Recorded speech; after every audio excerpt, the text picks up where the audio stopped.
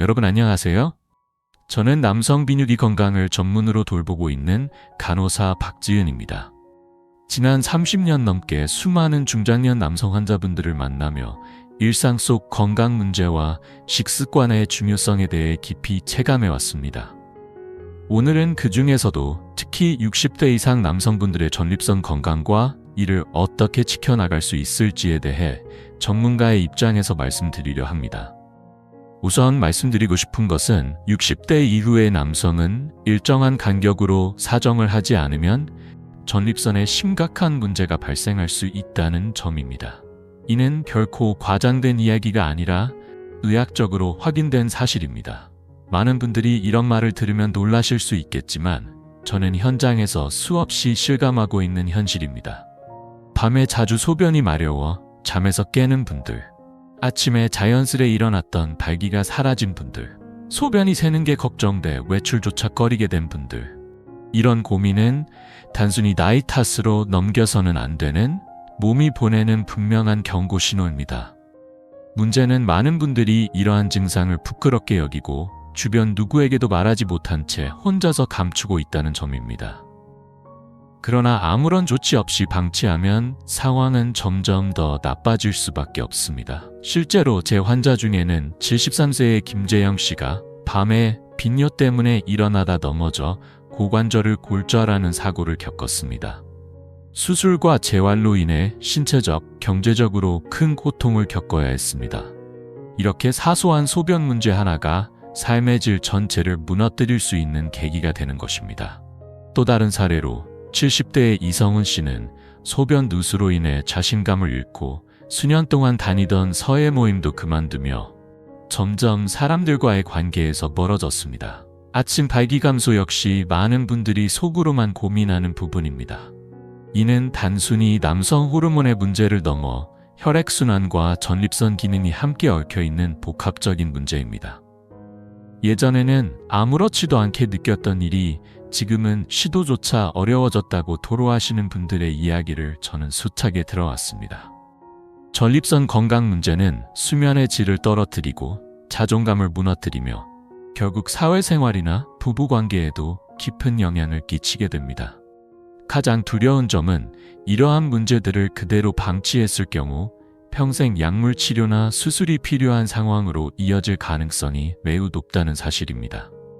전립선 수술은 비용도 상당히 부담스럽고 회복까지도 오랜 시간이 소요됩니다. 그동안의 체력 저하와 정신적 소모는 상상 이상입니다. 그렇다면 왜 이런 문제가 발생하는 걸까요? 전립선은 단순히 정액을 저장하는 기관이 아닙니다. 정액은 생성되면 반드시 일정한 주기로 배출되어야 하는 성분입니다. 이 흐름이 정체되면 어떤 일이 생길까요? 전립선 내에 정액이 고이게 되고 이것이 노폐물처럼 쌓이면서 염증이나 부종, 압박을 일으키게 됩니다. 결국 전립선은 비대해지고 요도를 압박해 배뇨곤란 등의 증상이 나타나게 됩니다.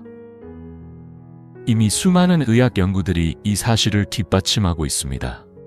예를 들어 미국의 장기 추적 연구에서는 정기적으로 사정을 하는 중장년 남성들이 그렇지 않은 이들에 비해 전립선 관련 질환의 발생 위험이 현저히 낮은 것으로 나타났습니다.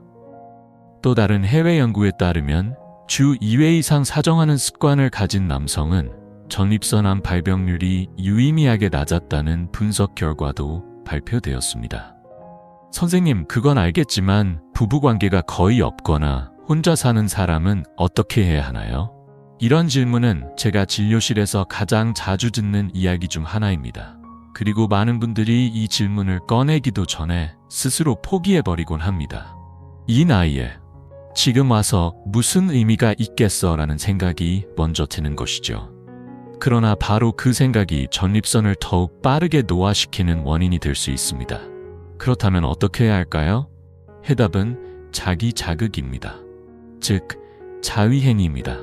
놀라실 수도 있지만 자위는 결코 부끄러운 행동이 아닙니다. 이것은 전립선을 건강하게 유지하기 위한 하나의 운동이자 기능을 지키는 중요한 자기관리 방법입니다. 헬스장에서 근력 운동을 하듯 우리 몸의 하체에 위치한 전립선도 적절한 자극과 배출을 통해 건강을 유지해야 합니다. 미국 비뇨기과학회를 비롯한 다양한 국제의학 연구기관에서는 정기적인 자위행위가 전립선 기능 유지에 매우 긍정적인 영향을 미친다고 발표하고 있습니다. 세계 여러 나라의 의료계에선 이를 건강관리의 일상 루틴 중 하나로 받아들이고 있죠. 하지만 아직까지도 한국 사회에서는 이런 주제에 대해 부끄러움이나 금기의식이 뿌리 깊게 남아 있습니다. 그 결과 몸속에 쌓여가는 것은 정액뿐만 아니라 전립선 염증일 수 있다는 사실을 꼭 기억해 주셨으면 합니다. 정액은 단순히 저장되어야 할 물질이 아니라 원래 흐르도록 설계된 생체 성분입니다. 이 흐름이 멈추는 순간부터 염증의 가능성이 시작되는 것입니다. 저는 실제로 73세의 환자 한 분이 처음으로 다시 자위 습관을 들이기 시작한 사례를 경험했습니다.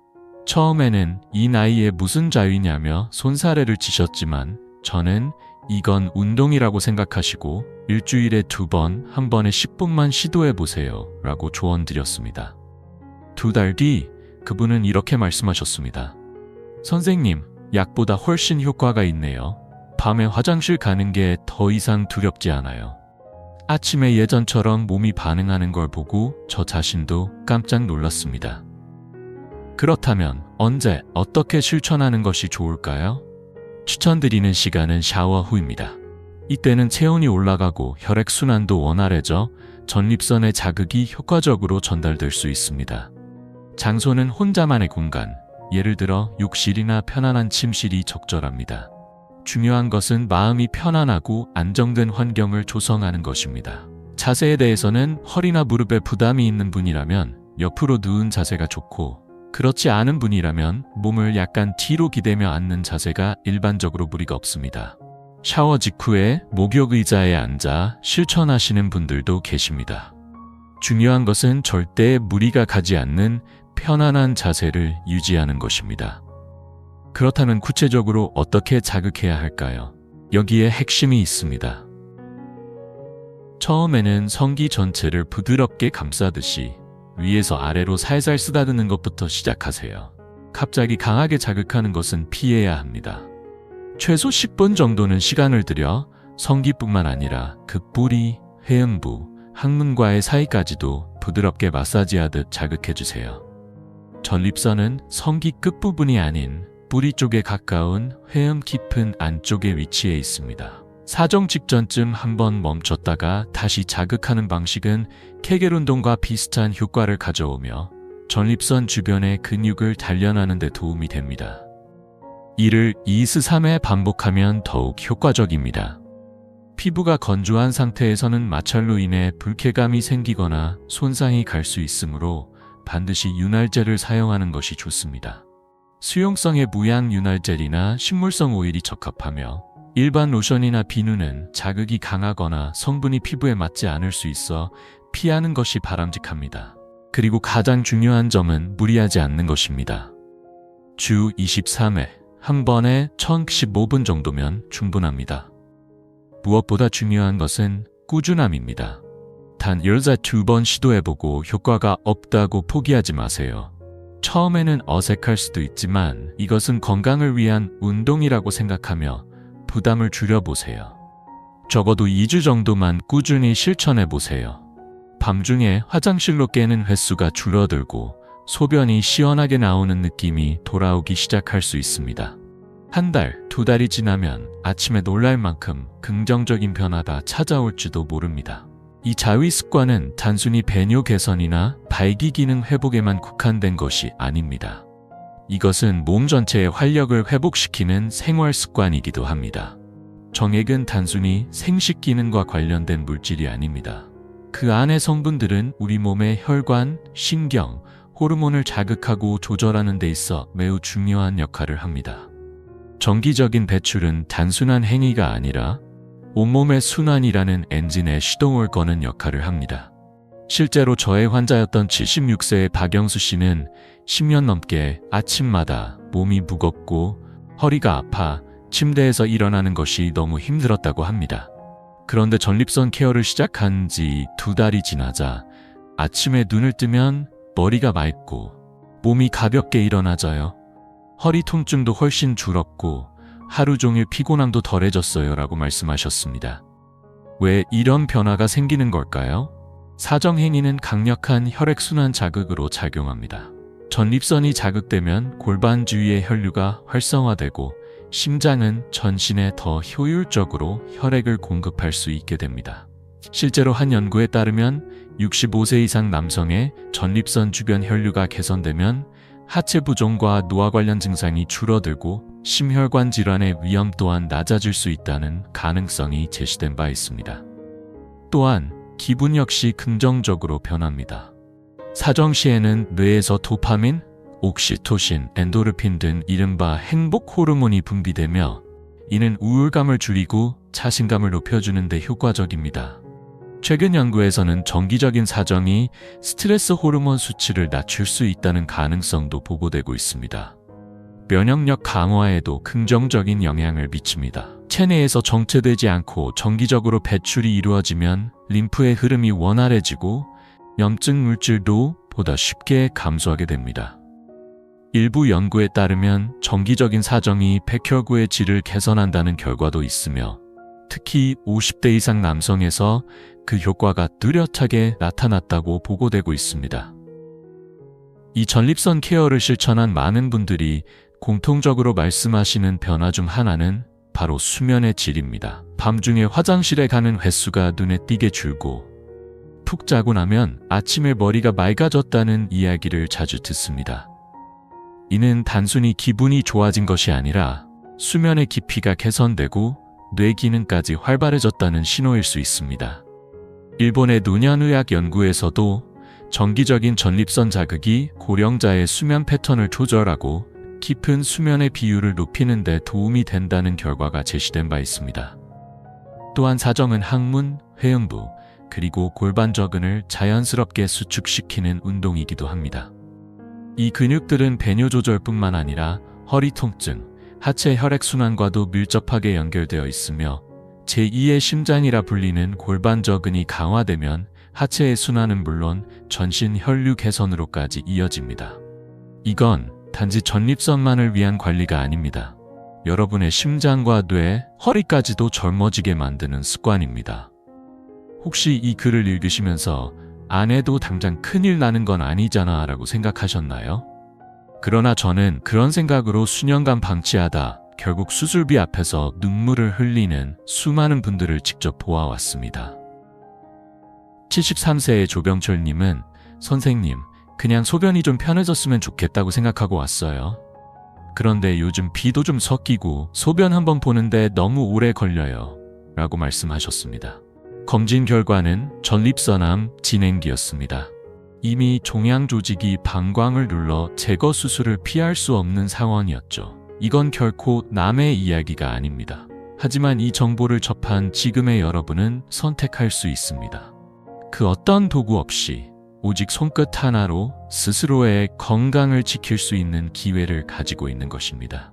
가장 중요한 것은 지금 바로 시작하는 것입니다. 무언가 거창한 결심이 필요한 것도 아닙니다.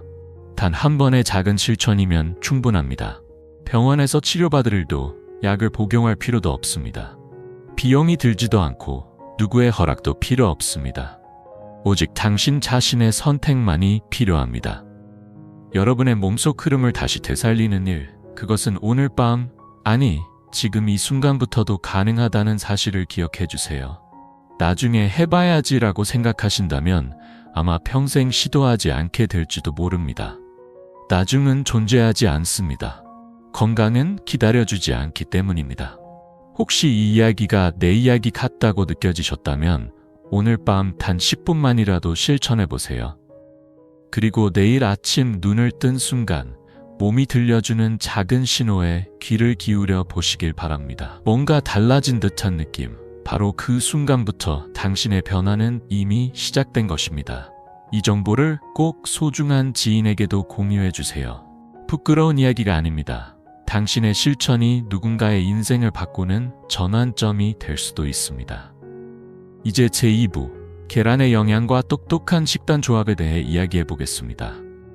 지금까지 남성 건강에 관련된 문제들과 그에 대한 관리 방법을 함께 살펴보았는데요. 이를 통해 일상 속 습관이 얼마나 중요한지 충분히 느끼셨을 것이라 생각합니다. 이제는 매일의 식사에 주목해 보겠습니다. 특히 영양의 보고라 불리는 계란에 대해 그 효능을 제대로 끌어내는 섭취 방법과 함께 주의해야 할 음식 조합에 대해 자세히 말씀드리겠습니다. 혹시 계란을 어떤 음식과 함께 먹었더니 혈관이 막히고 심장이 나빠졌다는 얘기를 들었다며 걱정하신 적 있으신가요? 계란은 완전 식품이라 불릴 만큼 양질의 단백질뿐 아니라 건강을 유지하는 데 꼭 필요한 영양소를 해구를 다채롭게 함유하고 있는 훌륭한 식재료입니다. 예를 들어 계란에 들어있는 콜린이라는 성분은 뇌세포의 활성을 돕고 기억력 유지나 치매 예방에 긍정적인 영향을 주는 것으로 알려져 있습니다. 또한 풍부한 비타민 B군과 철분은 어지럼증이나 빈혈 예방에도 도움을 줍니다. 하지만 이렇게 훌륭한 계란도 함께 섭취하는 음식 조합에 따라 기대했던 효과를 얻지 못할 뿐 아니라 오히려 몸에 부담을 줄 수 있다는 사실을 알고 계셨나요? 계란의 힘을 최대한 끌어내기 위해서는 좋은 조합과 피해야 할 조합을 제대로 아는 것이 매우 중요합니다.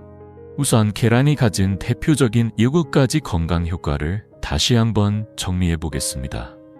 첫째, 뼈 건강을 지켜줍니다. 계란에 함유된 비타민 D는 칼슘 흡수를 도와 뼈를 튼튼하게 만들어줍니다.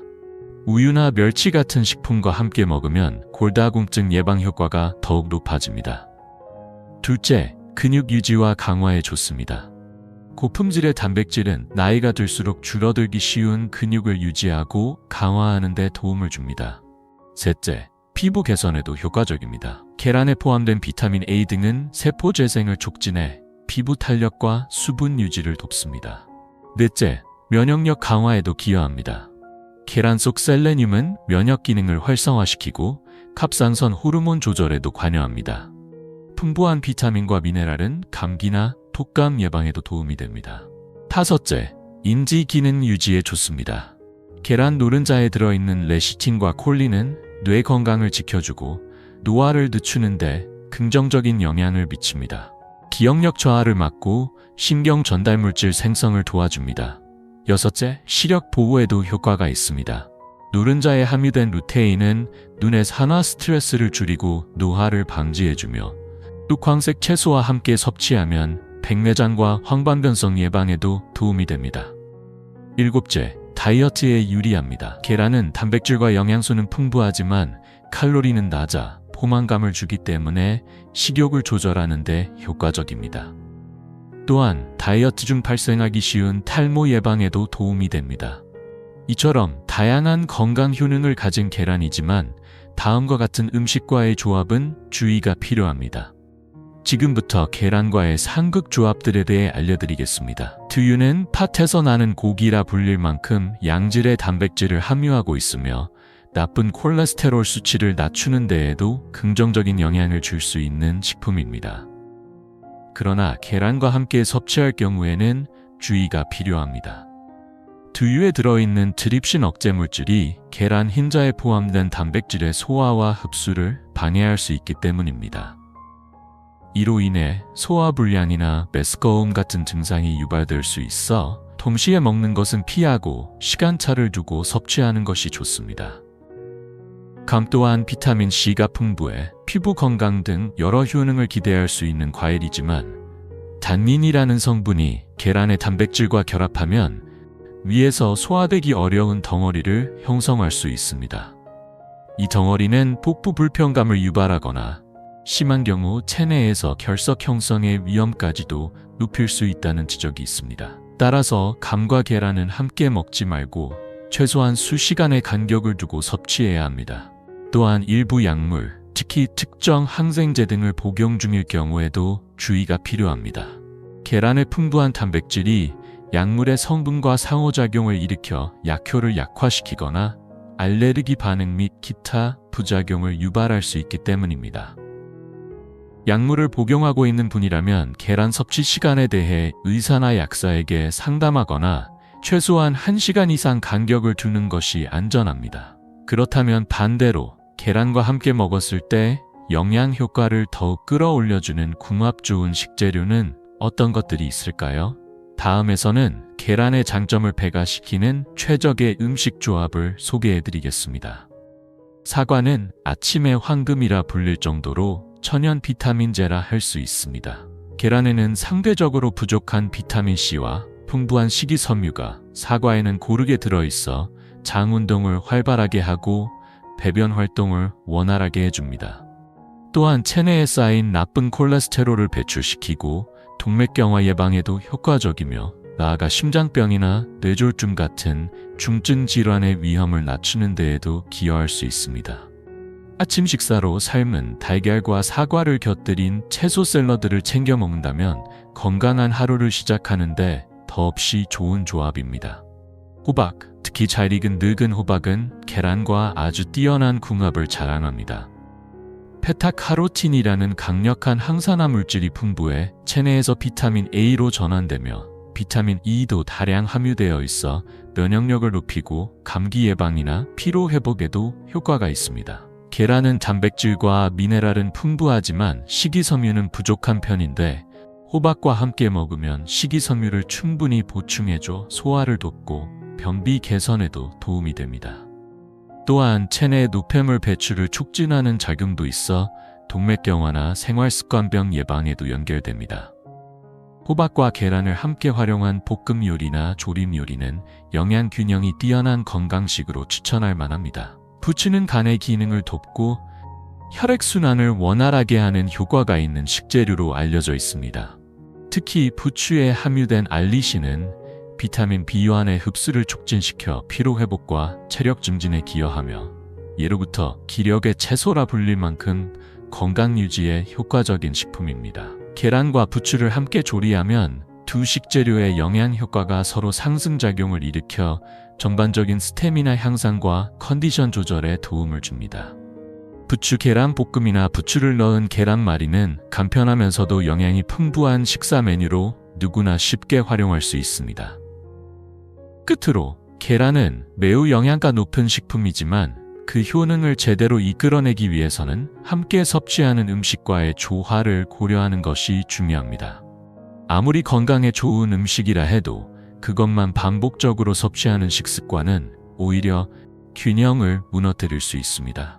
전립선 건강을 위한 케어와 계란을 현명하게 먹는 법, 이 두 가지는 모두 일상 속에서 조금만 신경 쓰면 충분히 실천 가능한 내용입니다. 여러분의 건강하고 활기찬 삶을 진심으로 응원하며 오늘부터라도 내 몸의 신호에 귀 기울이고 작지만 의미 있는 변화를 시작해 보시길 바랍니다. 이 영상이 여러분께 조금이라도 도움이 되었다면 댓글에 숫자 2를 남겨주세요. 아쉽게도 아직 부족하다고 느끼셨다면 숫자 2를 남겨주시면 더 나은 정보를 드릴 수 있도록 노력하겠습니다. 시청해주셔서 진심으로 감사드리며 다음 영상에서 다시 뵙겠습니다. 건강하고 활기찬 하루 보내세요.